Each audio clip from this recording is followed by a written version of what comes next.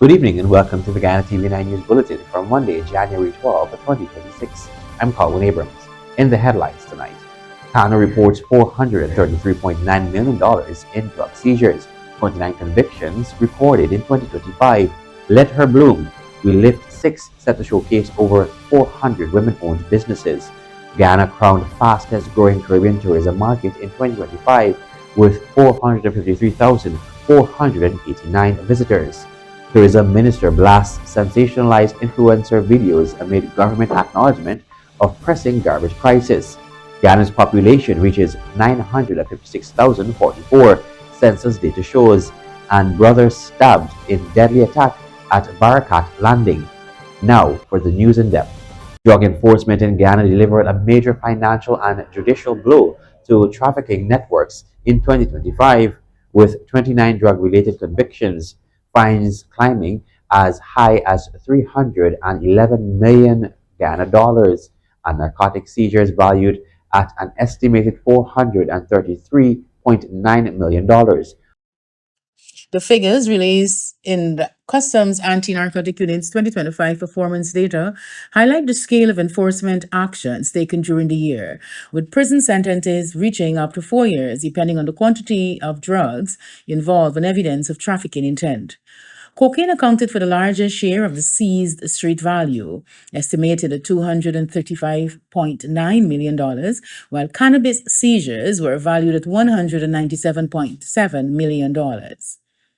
Although ecstasy and methamphetamine together represented less than 1% of the total value, Kanu warned that synthetic drugs are appearing with increasing frequency and are being closely monitored through the National Early Warning System.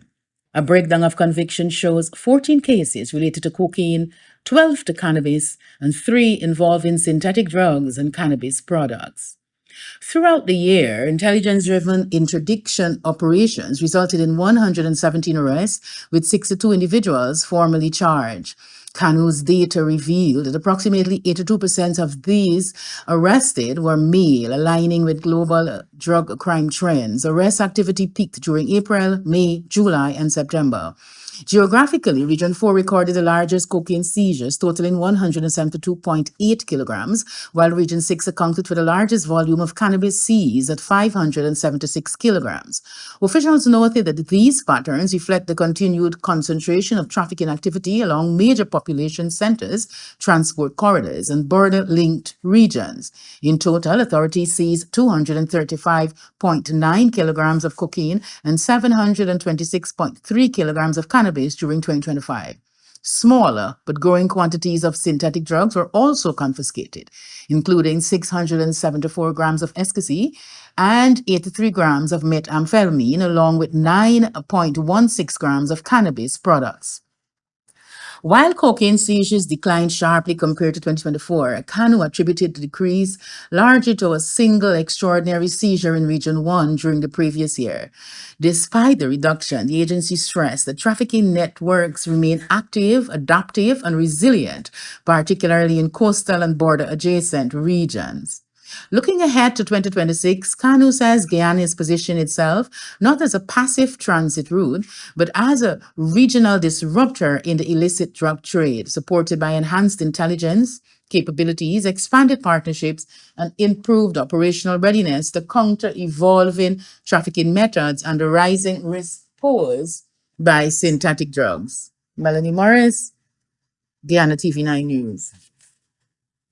A brutal altercation at Barakat Landing, Cuyuni River on Sunday, January 11, left one brother dead and the other critically injured. The two men employed as pork knockers were attacked during an evening dispute when the suspect reportedly pulled out scissors and plunged them into both victims. The suspect fled the scene and is still at large. Police in Regional Division Number 7 have launched an urgent manhunt as investigations continue into this shocking act of violence. President Dr. Mohammed Irfan Ali officially opened Bank Zayed Limited's new $13.7 billion malt bottling plant on Sunday, calling the industrial powerhouse a blueprint for Ghana's manufacturing revolution. The facility significantly expands the company's capacity to 800,000 cases per month, a move President Ali described as proof that legacy Guyanese enterprises are leading the charge in the country's rapid economic transformation. Here's more. President Dr. Mohammed Irfan Ali underscored the importance of alignment between government policy and private sector investment, noting that many of Bank Zayach's major investment decisions were preceded by extensive consultations to ensure consistency with national development goals. President Ali explained that it is important that government policy and private sector investment form a partnership to ensure sustainability, resilience, and profitability. The head of state described Bank Zayach as more than a company, calling it a chapter in Ghana's economic history. From its beginning as a beverage and brewery operation, the company has evolved into one of Ghana's most diversified and trusted enterprises, with interests spanning beverage, food, snacks, fast food, and financial services. So there are moments in a nation's life when a single company tells a larger story. A story of perseverance, a story of adaptation, a story of belief in country. Today is such a moment. Today, as we commission this malt plant, we're celebrating an institution that has walked with Guyana through decades of change and has helped to shape the very fabric of Guyana's industrial and manufacturing development. Strong coordination between government policy and private sector investment was identified as a key factor in sustainable economic growth. Major investment decisions by Bank Zayach have been aligned with national development priorities to ensure long-term resilience, profitability, and economic stability. Bank Zayach has demonstrated the importance of diversification by expanding across multiple sectors and responding to changing consumer demand. This approach has strengthened the company's balance sheet and allowed it to remain competitive through economic cycles, policy changes, and market disruptions, the president said. This is what industrial success looks like. This is what nation building through enterprise means. Bank Zayach is without question an industrial giant in the Guyanese economy. Its brand are household names. Its products are enjoyed locally and recognized internationally. And yet, what makes this achievement even more remarkable is the context in which it continues to thrive. Our economy today is expanding rapidly. New firms, large, medium, and small, are being established across Guyana. Competition is increasing. Markets are becoming more dynamic. Consumer choices are expanding. And in the midst of all of this change, Bank Zayach continues to hold its own. The commissioning of the malt plant demonstrates confidence in local manufacturing and the future of the Guyanese economy. The investment confirms the value-added production remains viable in Ghana despite increased competition from imported goods. The facility also signals the company's readiness to expand production capacity and compete regionally and internationally. The investment reflects confidence in Ghana's governance framework, economic management, and policy direction. Private sector investment decisions continue to be influenced by a stable policy environment and clear national development goals. So we must ask ourselves the question, what has a traditional company like Bank Zayach endured? Why does it remain strong while others sometimes fail? The answer lies not in chance, but in structure, in values, and in mission. One of the most important and often overlooked strengths of Bank Zayach is its ownership model, alluded to by Mr. Rees. Long before it became fashionable to speak of inclusive capitalism or shared ownership, Bank Zayach made a decisive transition. It was one of the earliest companies in Guyana to graduate from being a family-owned business to one with wide public shareholdings. Ghana is entering a period of rapid economic expansion supported by infrastructure development, rising disposable incomes, and major energy projects. Demand for manufactured goods is expected to increase significantly across the economy. The gas-to-shore project is expected to reduce electricity costs, sustainability, improving the competitiveness of local manufacturers. Lower energy costs will encourage the expansion of existing industries, the creation of new industries, and increased export-oriented production. Colwyn Abrams, Ghana TV9 News. The Minister of Tourism, Industry and Commerce Susan Rodriguez strongly rejected online videos by foreign influencers that negatively portray the country, labeling the content as sensationalized, misleading, and designed to provoke outrage or engagement. While condemning the tone of the videos, the government has acknowledged that garbage disposal and environmental cleanliness remain critical national concerns. The administration is now actively exploring solutions, including developing new sanitary landfill sites, as officials admit the long standing waste problem threatens the nation's image as a tourist destination. Here's more. The issue arose after two foreign vloggers, one British and one French, released videos from Guyana highlighting garbage, poverty, and selected urban communities while characterizing the country as underdeveloped and unwelcoming. The videos circulated widely on social media platforms and generated a significant online debate locally and internationally. The Minister of Tourism, Industry and Commerce, Susan Rodriguez, addressing the matter during a recent episode of the Starting Point podcast, explained that the influencers' approach followed a recognized pattern seen in other countries. The vloggers deliberately selected random and often sensitive locations, including residential communities, and filmed without context or permission, triggering natural reactions from residents who felt intruded upon. And we investigated the motive behind this. And we saw that this is their brand. So when you look at their pages, their YouTube pages and so on, they sell rage. Okay. And so that is a brand that they exploit for their own gain.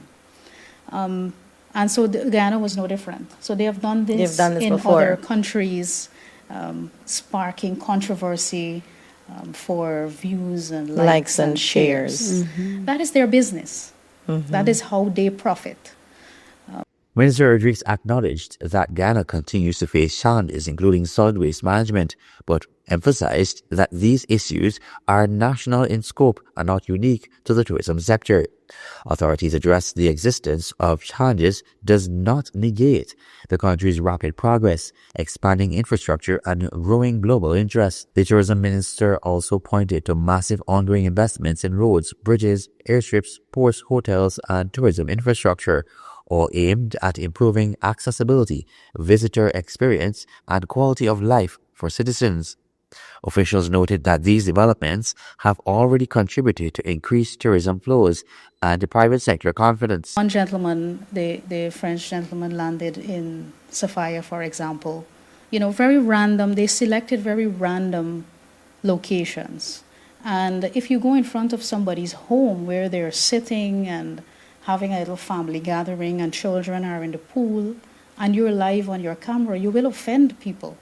Because they don't know who you are and they don't know why you're there and why you're filming them.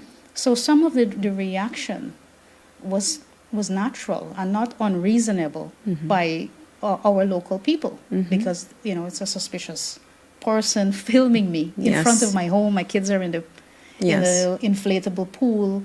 So there were a number of videos, and the one from the British vlogger, his tone and so on, very imperialistic, very condescending. While rejecting the tone and framing of the influencers' videos, the government acknowledged that garbage disposal and environmental cleanliness remain pressing concerns.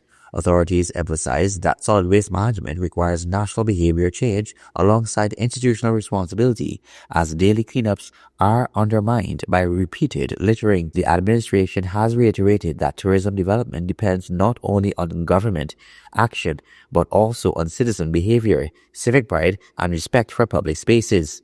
Campaigns promoting positive social conduct, anti-littering practices, and hospitality have been launched using low-cost digital platforms and volunteer participation. So we have a massive problem with the mayor and city council as well, who has responsibility for the city. The APNU run mayor and city council. They have responsibility for solid waste management in the city.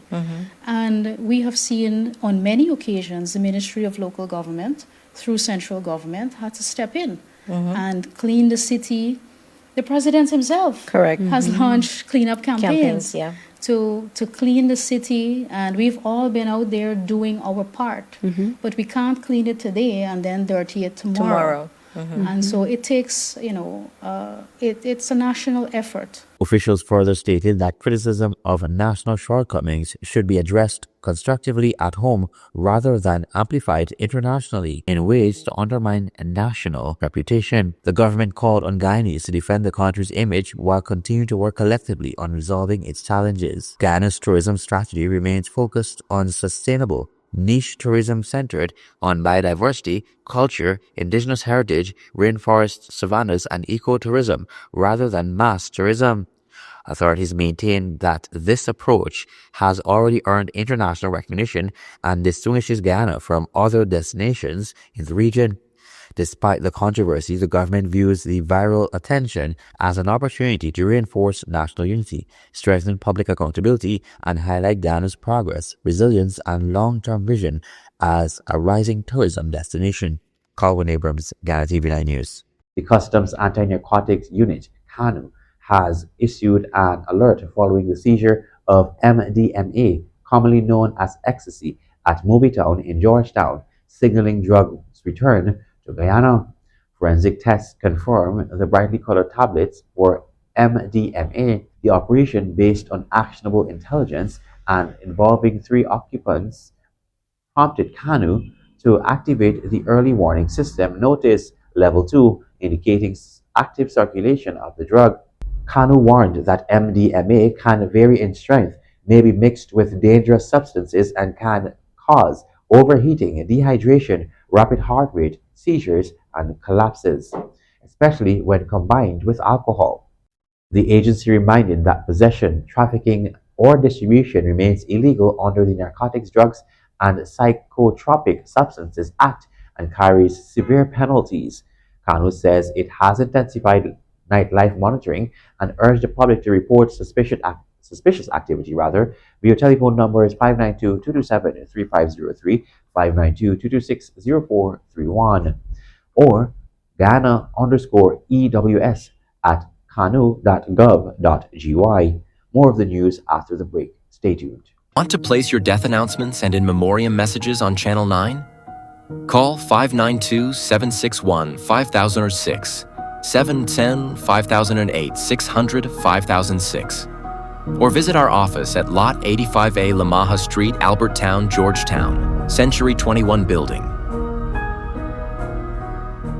GCOM is currently conducting a claims and objections exercise to produce an official list of electors, OLE. Anyone who became 18 years or older on December 31, 2025 and is a Guyanese citizen by birth, descent, or naturalization, or a citizen from a Commonwealth country living in Guyana for 1 year or more, you are eligible for inclusion in the OLE. GCOM has posted the preliminary list of electors, PLE, in all of the registration divisions across Guyana for you to check if you are listed, and if so, whether your particulars are accurate. If you have changed your address since you were registered, you need to visit the GCOM registration office responsible for your new area of residence to apply for a transfer. Sunday, January 18, 2026 is the last day you can apply for a transfer during this exercise.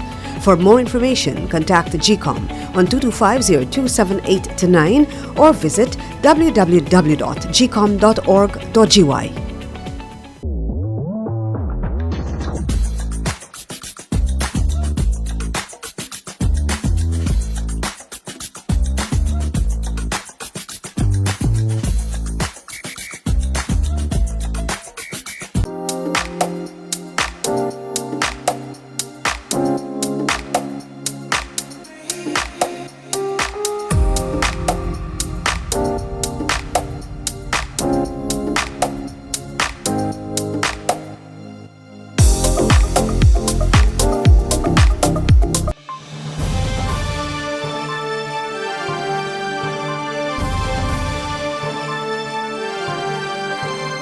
Welcome back. You're watching the Ghana TV9 News Bulletin. Under the banner Let Her Bloom, We Lift 2026 is shaping up to be more than an exposition. It is a statement about possibility, resilience, and the power of women-led enterprise in Guyana with Minister Vidya Prasad. More in this Adana Doric report. Expected to attract thousands of patrons, entrepreneurs, and key stakeholders, We Live 6 continues to cement its place as one of the country's most impactful platforms for advancing women in business. For many participants, it is not just about sales or visibility, but about being seen, heard, and supported in a space designed specifically for their growth. Minister of Human Services and Social Security, Dr. Vindya Prasad, shared that this year's event will showcase over 400 women-owned businesses, representing a wide cross-section of creativity, innovation, and entrepreneurial determination.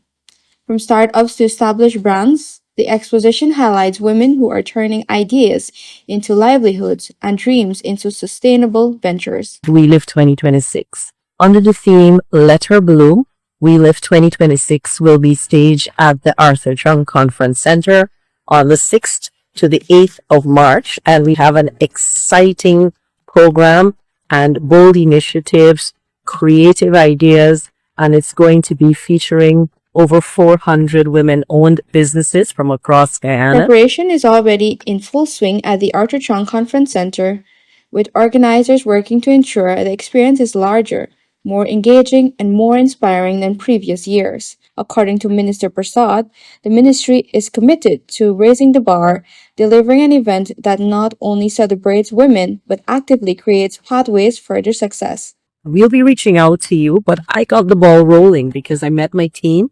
I gave them the direction, what I wanted it to look like, the vision of We Live 2026, and they hit the ground running by already visiting the site, and we are going to be putting things in place already. But I thought I'll tell you early. Here's what happened when I met my team and they went on the ground. See you at We Live 2026, focused on women-owned businesses made by women, made by Guyanese women for the world. Scheduled for March 6 to 8 in Liliendal, We Live 6 will offer opportunities for business exposure, meaningful networking, and collaboration, key ingredients for entrepreneurs navigating today's competitive marketplace. Since its launch in 2021, the We Live Exposition has grown into a cornerstone initiative of the Ministry of Human Services and Social Security aimed at fostering economic empowerment, providing access to training and resources, and supporting women on their journey toward financial independence. Adana Doric, TV9 News. Thank you, Adana. The Customs Anti-Narcotic Unit, CANU, has revealed that in 2025, operations not only targeted narcotics trafficking, but also dismantled the dangerous link between illegal drugs and firearms, strengthened early detection and emerging drug threats, and expanded prevention and international cooperation efforts across Guyana. According to CANU's annual report, 13 illegal firearms were seized during the year, alongside the launch of a national early warning system, expanded public awareness programs, enhanced officer training, and deeper collaboration with local and international partners. Here's more. CANU reported that 13 firearms were seized in 2025, with 9mm pistols identified as the most common weapon recovered. Significantly, half of all firearms seized were directly linked to narcotics trafficking operations, reinforcing intelligence assessments that drug networks continue to rely on weapons for protection, intimidation, and enforcement within criminal enterprises. In 2025, CANU formally launched Guyana's National Early Warning System, a major milestone aimed at detecting and responding to new psychoactive substances and emerging drug threats. The system integrates inputs from law enforcement, forensic, health, and analytical sources, allowing for rapid alerts, evidence-based interventions, and informed policy decisions, while aligning Guyana with regional and international drug control best practices. Beyond enforcement, CANU expanded its prevention and demand reduction efforts, reaching 5,678 beneficiaries nationwide through school-based programs, youth engagements, community outreach, and interventions targeting vulnerable and special needs groups. The unit reported that over 86% of its outreach occurred in schools, reflecting a strategic focus on at-risk age groups and early prevention.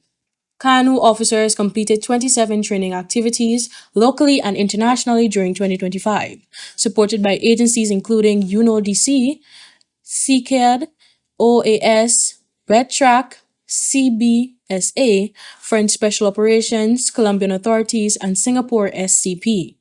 Training strengthened capabilities in intelligence, analysis, digital forensics, firearm proficiencies, crime scene processing, maritime security, and cybersecurity frameworks.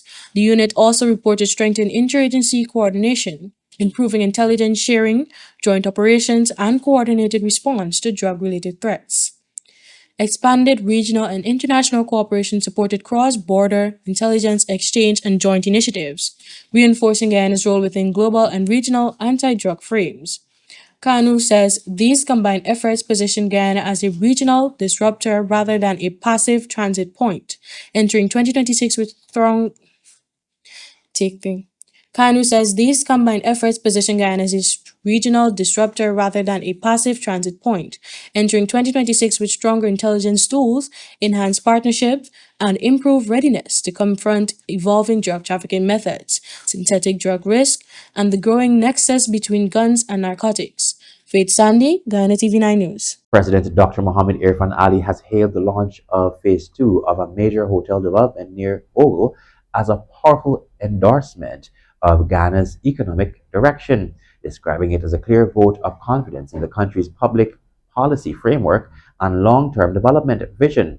He noted that Ghana is in the midst of rapid transformation and is entering one of the most significant growth periods in its history. President Dr. Mohamed Irfan Ali praised the investors at the opening of the AC Marriott Guyana at Ogle on the east coast of Demerara for advancing the project's second phase without delay, noting that the decision reflects confidence in Ghana's economic stability and growth prospects. He emphasized that development does not wait for perfection, but instead creates its own momentum through investment, infrastructure expansion, and forward planning. He pointed to major improvements in air transport and connectivity as evidence of Ghana's progress. Over the past 4 years, international passenger arrivals have increased sharply. Aircraft movements have expanded significantly, and the number of international carriers and destinations serving Guyana has grown substantially. Total traffic across all ports of entry surpassed 1.2 million passengers in 2025. You have shown confidence in us, as a government and as a country, and we have a duty to work as hard as possible to ensure the success of your investment. In this country, private sector and government work hand in hand. Government sees itself as a facilitator of growth and development. Government sees itself as a policy framer to advance the prosperity of our people and the development of our business landscape. He explained that the hotel's location near Ogle Airport reflects investor confidence in the area's future development. According to the president, Ogle Airport is expected to expand beyond its current role as a municipal airport, supported by new infrastructure, improved road networks, housing developments, and industrial activity. President Ali outlined the government's broader strategy to use national revenues to build sustainable economic opportunities across multiple sectors. He said Guyana is positioning itself as a regional hub for health care services, education, agriculture, agro-processing, and food production. We build because we know what is coming. Ogle Airport will not remain a municipal airport. We already have regional flights landing here, and eventually more of those flights will arrive. The hotel exists because its investors now know what Ogle is today. They saw what it will become tomorrow. They did not wait for expansion, they anticipated it. They did not hesitate, they believed. And belief is the most powerful economic force. The president stressed that oil and gas revenues are being treated as an accelerator for development rather than an end in themselves. He said tourism remains a foundational pillar of Ghana's economic future and must be supported by quality infrastructure, healthcare, education, environmental stewardship, and responsible citizenship. While acknowledging ongoing challenges related to environmental management and civic responsibility, President Ali said Ghana is committed to addressing these issues openly and collectively. He emphasized that modern infrastructure, must be matched by strong social values and public accountability. The president concluded by congratulating the investors and stakeholders behind the hotel project, describing it as a symbol of ambition, partnership, and belief in Ghana's future. He said the development sends a clear message that Ghana is open to investment, confident in its direction, and prepared to be chosen as a destination for business, tourism, and long-term partnership. Calvin Abrams, Ghana TV9 News. Ghana's population has risen to an estimated 956,044 as of December 2024, according to census data, following a recorded count of 878,674, the preliminary results of which were released today at the Arthurton Conference Center. The 2022 figure marked a notable increase from the 746,955 residents counted in the 2012 census, which had shown a decline from 751 to 122 recorded in 2002. The latest census conducted by the Ghana Bureau of Statistics beginning in September 2022 is the country's largest data collection exercise and captures critical demographic information including age, gender, education, fertility, and household characteristics data, while widely used by policymakers, the private sector, researchers, and students to form planning and development. More news on the other side of the break. Stay with us. Anyone who you believe should not be on the list. If you are desirous of making a claim or objection, you must visit the GCOM registration office responsible for your area of residence to do so. Visit the GCOM registration office responsible for your area of residence to conduct any of the above transactions.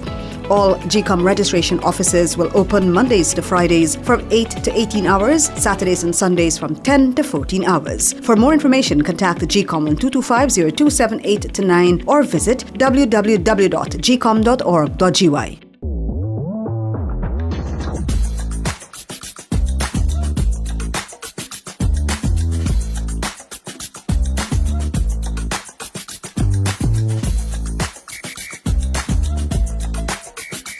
GCOM is currently conducting a claims and objections exercise to produce an official list of electors, OLE. Anyone who became 18 years or older on December 31, 2025 and is a Guyanese citizen by birth, descent, or naturalization, or a citizen from a Commonwealth country living in Guyana for 1 year or more, you are eligible for inclusion in the OLE.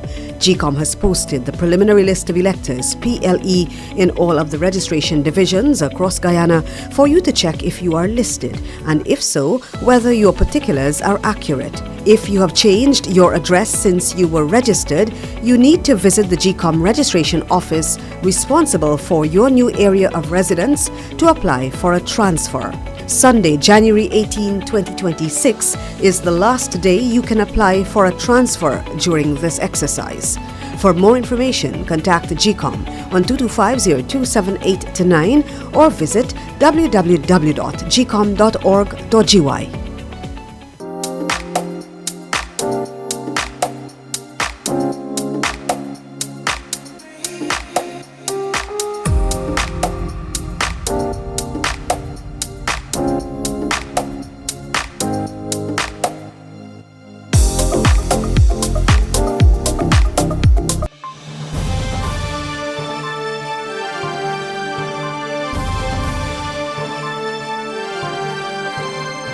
Welcome back. You're watching the Ghana TV9 News Bulletin. Ghana's tourism sector officially shattered records in 2025, recording its strongest performance to date with 453,489 visitor arrivals. This landmark figure represents a 22% increase over 2024 and significantly exceeded the government's initial projection of 400,000 arrivals. Faith Sandy reports. The figures, recently highlighted during a feature episode of the Starting Point podcast, underscore a remarkable 20% year-on-year increase from 2024. This growth trajectory has positioned Guyana as one of the fastest growing travel destinations in the Caribbean and South American regions. Guyana recorded a historic 453,489 visitor arrivals for the year 2025, According to the latest data from the Ministry of Tourism, Industry and Commerce, the surge was driven by a healthy mix of leisure, business, and diaspora travel. The United States remained the primary source market, accounting for approximately 40% of total arrivals, followed closely by the Caribbean, 33%, Canada, 7%, and Europe, 6%.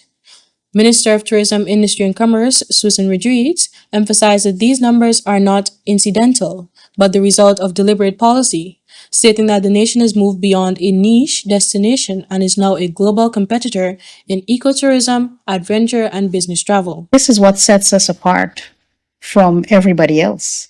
Our tourism product is multi-layered. And it's like an onion, the more you could peel away at it. You can arrive in Georgetown and you can have a city experience like you would experience in other major cities. You have internationally branded hotels. You can have a luxury vacation, a leisure stay, or even for business travel. Several strategic factors contributed to the record-breaking year, beginning with significantly enhanced connectivity. The introduction of new flights from major carriers like KLM, Royal Dutch Airlines, and British Airways, alongside increased regional service from Inter-Caribbean and Sky Canada, greatly improved accessibility for international travelers. This was matched by massive room capacity expansion, as the government's goal of adding 1,500 new hotel rooms by the end of 2025 progressed with the opening of several internationally branded hotels, providing the necessary infrastructure for high-volume arrivals. Our strategy is to open up Guyana as a new frontier. We're investing in tourism. We understand that tourism plays a massive role in the diversification of our economy, and the beneficiaries of tourism will be predominantly small businesses. So the transportation providers, the food vendors, those at home who have a property and want to expand into Airbnb services, they will benefit. The communities, indigenous communities will benefit from increased visitors, and they will be able to provide their services and maintain their livelihoods. Furthermore, a first-of-its-kind agri-tourism policy linking the agriculture and tourism sectors opened new economic avenues for rural communities, allowing visitors to experience Guyana's farm-to-table culture firsthand. With the 450,000 mark now surpassed, the government has set its sights on even loftier targets. President Dr. Irfan Ali has previously indicated that the administration is aiming for 1 million annual visitors by 2030. To support this, the ministry plans to host major international events every quarter and continue aggressive marketing campaigns targeting the Guyanese diaspora and nature enthusiasts, as the land of many waters continues to transform its economy from oil-dominant to service-oriented. The tourism sector stands as a testament to the country's rapid modernization and its enduring appeal as a world-class sustainable travel destination. Faith Sandy, Guyana TV9 News. Thank you, Faith. In tonight's regional news, the Independent Commission of Investigations, INDICOM, has launched an inquiry into a police-involved shooting that injured a man, reportedly of unsound mind, at a market in Mandeville, Manchester, Jamaica, on Saturday. Around 10:45 a.m., police officers on Manchester Road near the market said the man allegedly attacked the team and attempted to disarm one of the officers. Police reportedly fired at the individual, who was taken to the Mandeville Regional Hospital for treatment. INDICOM has begun a full investigation into the circumstances, while authorities have not released further details about the man's condition. Internationally, a portable gas station exploded in Panama City, Philippines, after reportedly catching fire while fuel was being loaded. The blast sent thick smoke and flames into the air, alarming nearby residents and prompting an immediate response from the Bureau of Fire Protection and local authorities. Eyewitnesses described a loud explosion and chaos at the scene as people rushed to safety. Authorities have launched a full investigation to determine what triggered the fire and subsequent explosion. Officials are assessing the extent of the damage and have urged residents to stay clear of the area, while emergency crews secure the site. No official reports, on casualties or injuries have been confirmed. The U.S. Department of Homeland Security says ICE has detained the worst of the worst criminal legal immigrants, including individuals convicted of child sexual assault, murder, firearm offenses, and human trafficking. Those arrested include Caribbean nationals from Jamaica, Barbados, the Dominican Republic, and Cuba. DHS Assistant Secretary Tricia McLaughlin said the crackdown under President Donald Trump and Homeland Security Secretary Kristi Noem is aimed at removing dangerous criminals, noting that 70% of ICE arrests involve offenders with charges or convictions in the U.S. And that has brought us to the end of tonight's newscast. Remember to check out our Facebook and YouTube platforms at GUI TV9 for more trending stories. I'm Calvin Abrams. Good night.